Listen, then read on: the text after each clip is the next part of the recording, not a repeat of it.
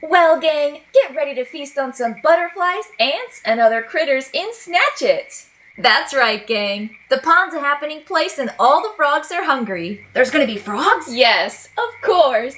What are you talking about, Barb? I'm saying we're gonna play frogs in this snappy card game. No snacks needed for tonight's game, as you'll all compete to wildly snatch up pond critters. It'll be a lily pad rivalry for the ages. Yeah, but aren't frogs prey sometimes? Uh-oh. Yes, one natural predator of the frog is the stork. And what happens then? You'll have to play to find out, Adam. Well, I'm interested. Tell me more.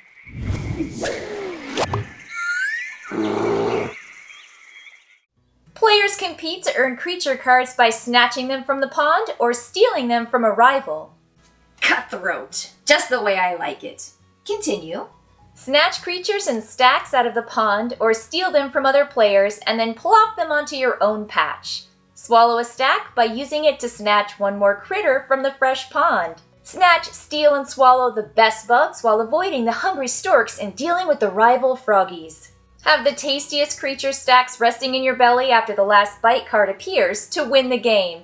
Swarm cards are worth the most, but there are only 9 of them in the entire deck, so snatch wisely. Set aside the first leap card and the last bite card. Shuffle all the creature cards and place them in a face-down deck in the middle of the table. Hold the last bite card upright next to it and locate the line showing your player count.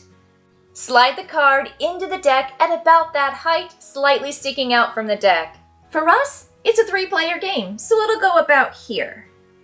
Each player draws 6 cards to their hand. For a 6-player game, it's only 5 cards. The last player to see a frog will be the first player. Well, it's not me. I think I was in the 4th grade. I saw one last week! Put the first leap card in front of them. All players pick a card from their hand and lay it face down in the middle area. We'll call this the pond. Once done, flip them all over. Then flip and place more cards from the deck until there are 6 total creature cards in the pond. Does it matter which card I pick? You should pick one that you think you might be able to snatch. That's right, Adam. But how do I snatch a card? I think Kim's about to tell us. Snatch It is played in rounds of 2 phases. First, the snatching phase, and then the stork phase. On your turn, your frog will perform 1 action.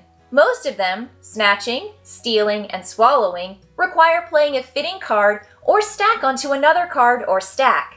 To do so, you must follow the pond protocol rules. Wee-woo, wee-woo, here comes the pond protocol police. Hey, that's not my name. Emma's not the only one who's going to be watching. The card you place must be either the same number as the card it lands on, or exactly 1 higher. The swarm card counts as both a 7 and a 0. This means that a swarm 7 can be placed on a 6, and a 1 can be placed on a swarm 0. That's not too hard to remember. Hold on, that's not all. Crawler cards can only be placed on crawlers, orange on orange, or on a swarm. Flyer cards can only be placed on flyers, purple on purple, or on a swarm. Swarm cards can be placed on either color, but never on another swarm. Right. What's the penalty for breaking pond protocol? You don't want to know.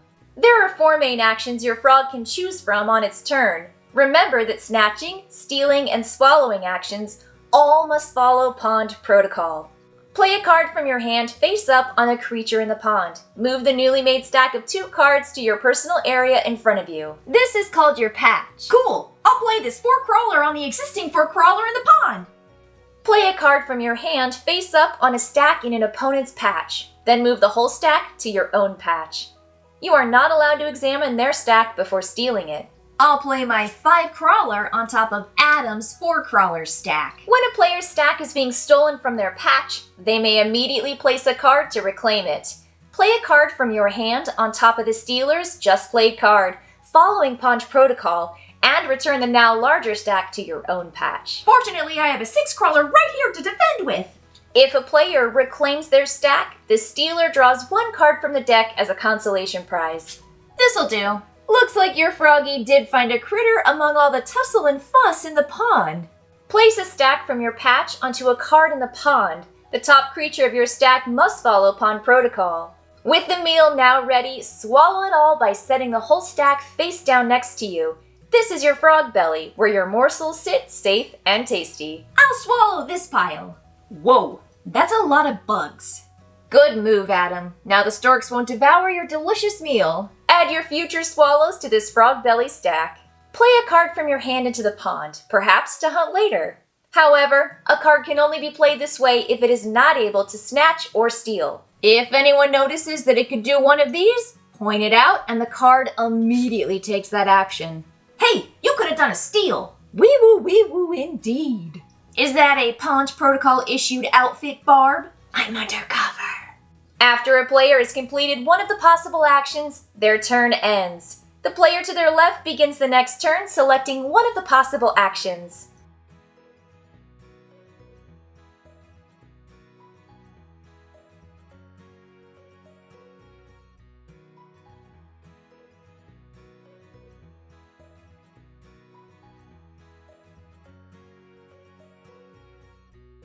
If you are unable to perform one of the other actions because you have no more cards in hand, toss a creature. Choose a creature and toss it out of the pond, discarding it to the discard pile. I have no more cards, and if I can't eat it, nobody can. Hey!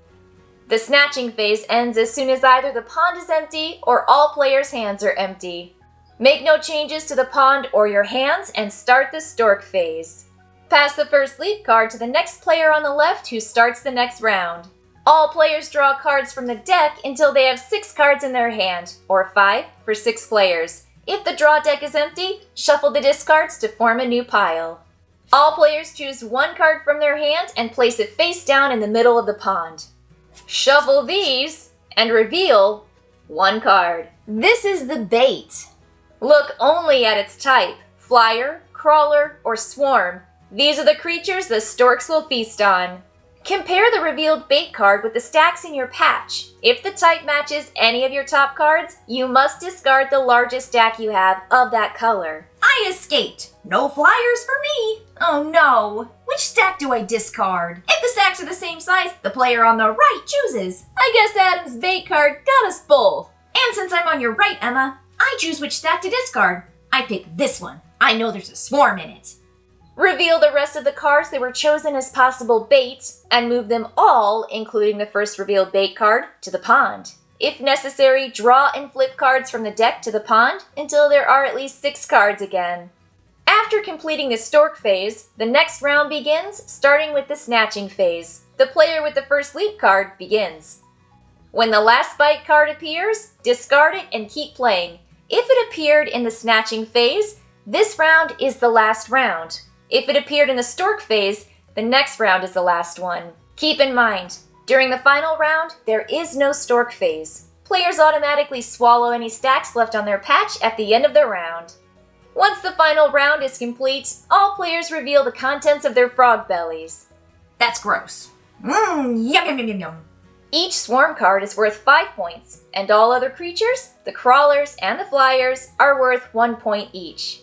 Add up your points to learn which froggy dined the best. They win the game. I got 12 points. I got 17 points. I'm full. 21 points. Congrats, Adam. I'll get you next time. In the event of a tie, the tied player with the most swarm cards wins. As you can see, Snatch It is a fast-paced card game with a dynamic round structure. This card game is won with clever timing and just a hint of luck. Which froggy will feast best by the end of the day? Hopefully, it's you.